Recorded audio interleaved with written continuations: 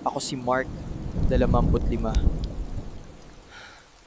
Muntik na akong hindi makakakita ng bukas. Mabilis tumaas ang tubig. Wala akong gamit. Namamatay na ang baterya ng telepono ko.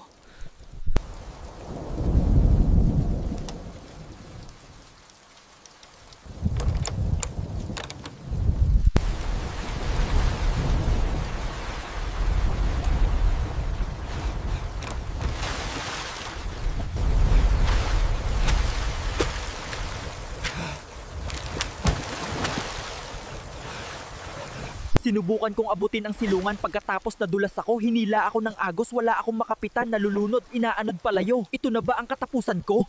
Kaibigan, hawakan mo ang kamay so.